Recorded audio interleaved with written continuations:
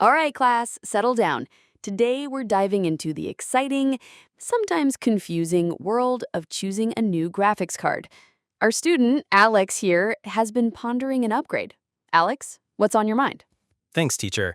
So I've been looking at the new NVIDIA RTX 50 series GPUs, specifically the RTX 5070 Ti. I'm wondering if that's a good choice, especially with all the talk about new games and AI development. Excellent question, Alex. The NVIDIA GeForce RTX 5070 Ti with 16 gigabytes of GDDR7 VRAM is indeed shaping up to be what many call the sweet spot in the current generation.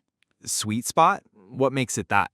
Well, for starters, its performance is excellent for high refresh 1440p gaming.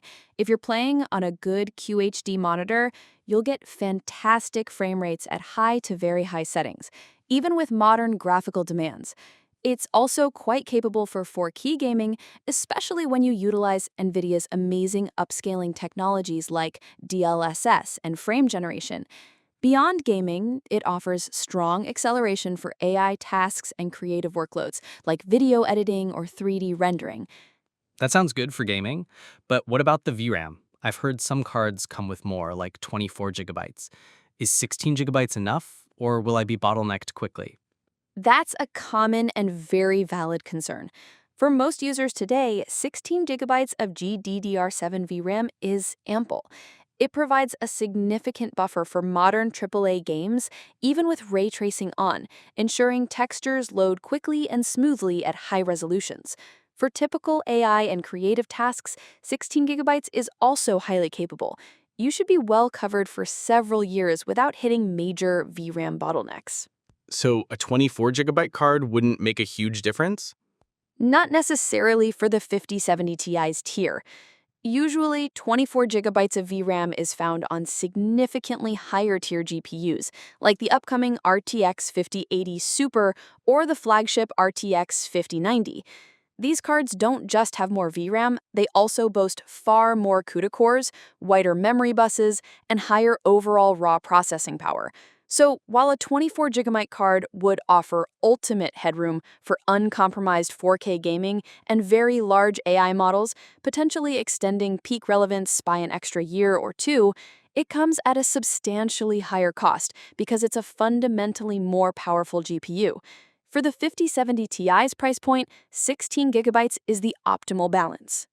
Got it. And speaking of higher tiers, how much of a difference would I feel between a 5070 Ti and, say, an RTX 5080 in daily use? That's where it gets interesting.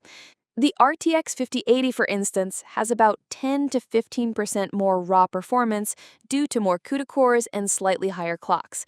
You'd primarily feel the difference in these specific scenarios. Intense 4K gaming, if you're pushing for consistent 60 plus FPS at 4K with maximum settings and ray tracing, the 5080 will provide a smoother, higher frame rate experience. For heavy AI and content creation, for very demanding AI model training or complex professional rendering tasks, the 5080 will shave off render times and process data faster. For most 1440p gaming, everyday computing, or lighter AI and creative work, both cards are incredibly powerful, and the difference would be hard to discern in daily life. The 5070 Ti already offers a superb experience. That makes sense. And what about driver stability? New GPUs sometimes have teething problems, right? You're absolutely right to bring that up. With any new GPU generation, there can be minor driver-related issues initially, like occasional game crashes or glitches. However, major manufacturers like NVIDIA work very quickly to release game-ready drivers. Most critical issues are typically resolved within a few months after launch. The best practice is always to download the latest drivers directly from the manufacturer and perform a clean installation. Okay, that's reassuring. Now, for the card itself, there are so many brands: MSI, ASUS, Gigabyte, Palit. Does it really matter which one I pick? It absolutely does, Alex, to a degree. The core NVIDIA chip is the same, but the add-in board, or AIB partners, differentiate themselves through their custom cooling solutions, build quality, aesthetics, and sometimes factory overclocks.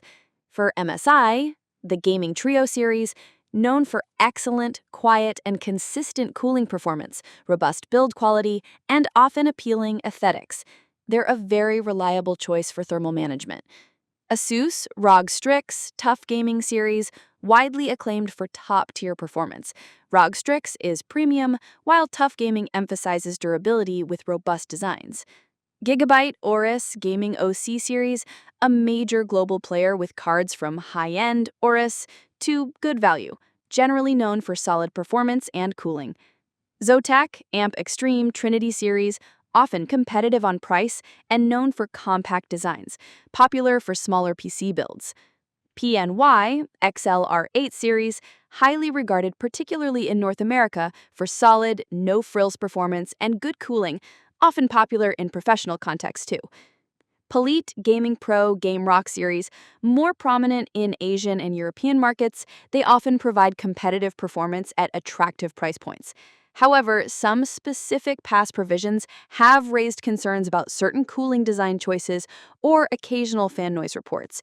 It's always wise to check reviews for the specific model you're considering. That's a lot to consider. So if I get a 5070 Ti, how long can I realistically expect it to be decent before I feel the need to upgrade again, given how fast tech moves? That's a very practical question about longevity and upgrade cycles. Physically, a well-built card like the MSI Gaming Trio could last 5 to 8 years or more with good care. However, its performance relevance will diminish faster due to new software and new GPU generations arriving every couple of years. For a high-end card like the 5070 Ti, you can comfortably expect 3 to 4 years of excellent to very good performance for most games at your target resolution. After that, it will gradually transition to good and then acceptable, as you might need to adjust settings or rely more on upscaling. Wow, that clarifies so much.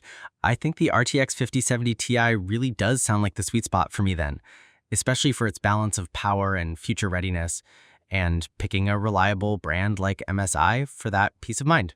Thanks, teacher. You're very welcome, Alex.